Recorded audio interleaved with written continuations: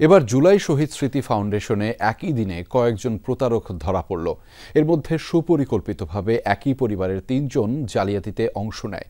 আরেক জালিয়াতের আগমন ঘটে চাঁদপুর থেকে, তবে অপরাধের কথা স্বীকার করায় তাকে ছেড়ে দেওয়া হয়। বিস্তারিত জানাচ্ছেন সহকর্মী লামিয়া তিথি। এরা পুলিশে দিতে যাচ্ছে, পুলিশে দিয়ে দিতে বলবো। 2 জন মহিলা ও 1 জন পুরুষ আহত সেজে তারা জুলাই শহীদ স্মৃতি ফাউন্ডেশনে এলেও শেষ রক্ষা হলো না, ধরা পড়ে গেল জালিয়াতি। আমার সাইন নেওয়া হয়েছিল। মামা, মামি ও ভাগ্নে 3 জন মিলে এই জালিয়াতির পরিকল্পনা করে। এর মধ্যে মামি ও ভাগ্নের আহতের ধরন একই রকম। উভয়ের রিপোর্টে নেই সামান্য একটুও তফাৎ। সেটি দেখেই সন্দেহ জাগে জুলাই শহীদ স্মৃতি ফাউন্ডেশনের কর্মকর্তাদের। ফোন করে ডেকে আনা হয় মামি ফারহানা ইসলাম ও ভাগ্নে মহিউদ্দিন সরকারকে। নিজেদের আহত দাবি করে মামি আর ভাগ্নে প্রমাণস্বরূপ এক্স-রে রিপোর্ট ও সার্টিফিকেট দেয়। ভুয়া এসব প্রমাণ সরবরাহ করে মহিউদ্দিনের মামা নাজিরুল বাশার।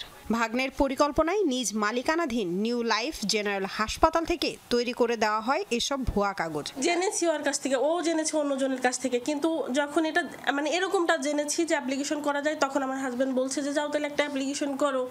এরকম আমার হাজব্যান্ড আমাকে বলেছে ওরা ডকুমেন্ট তৈরি করছে। আমি ডকুমেন্ট তৈরি করি নাই, আমি অ্যাপ্লিকেশনও করি নাই। আমি একটা জিনিস করছি, যেদিন সাবমিট করা হয় সেদিন একসাথে আসছি। এসব ফর্মে কী কী লাগবে এরকম কিছু জোগাড় করার জন্য মামার সাথে যোগাযোগ করি।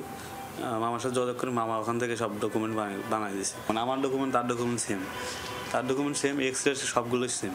তারপরে এখানে নিয়ে এসে জমা দিয়েছি, তারপরে ওখান থেকে তারা ফোন দিয়েছিল। যমুনা টেলিভিশন জানতে চায় কিভাবে তারা পেলেন MIS নাম্বার। এলাকা থেকে আমাকে সদর হসপিটাল থেকে ডাকছে, আমি গেছি, যারা সে আমাদের তথ্য নিছে, তারপরে অটোমেটিক এখানে এসেছে, জানছে আমার MIS হয়েছে। স্যার, সদরের স্যাররা, না আমার মনে নাই, এগুলো সদর হসপিটালের স্যার। এক পর্যায়ে ফারহানা ইসলামকে বলা হয় স্বামীর সাথে যোগাযোগ করতে। ফোন করা হলে স্বামী নাজিরুল বাশার আসার ব্যাপারে অপারগতা জানান। আপনি কখন আসবেন?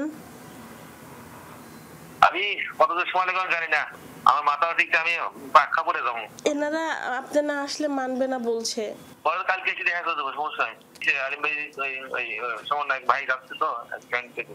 আবেদন সত্যায়িত করেছিলেন নিউ লাইফ জেনারেল হাসপাতালের চিকিৎসক ডাক্তার দীপ্ত সাহা। বারবার ফোন করা হলেও তার সাড়া মেলেনি। আরেক প্রতারকের আগমন চাঁদপুর থেকে। মামি ভাগ্নের মতো এই নারীও জুলাই শহীদ স্মৃতি ফাউন্ডেশনে জমা দেন প্রয়োজনীয় কাগজপত্র। তবে ভেরিফিকেশনে এসে ধরা খেয়ে যান শাহিদা বেগম। নিজ মুখে জালিয়াতের কথা স্বীকারও করেন। এখানে বলছি হাঁটুতে গুলি খেয়েছি, কিন্তু আমি পইরা যায় ইনজুরি হয়েছে। মিথ্যা কথা বলছি, কিন্তু আমি আহত ইনজুরি ছিলাম। জুলাই শহীদ স্মৃতি ফাউন্ডেশনের কর্মকর্তাদের সাথে কথা বলে জানা যায় অনেকে এভাবে ভুয়া কাগজ দিয়ে আহতদের সহায়তায় বিঘ্ন ঘটাচ্ছে, নষ্ট হচ্ছে মূল্যবান সময়।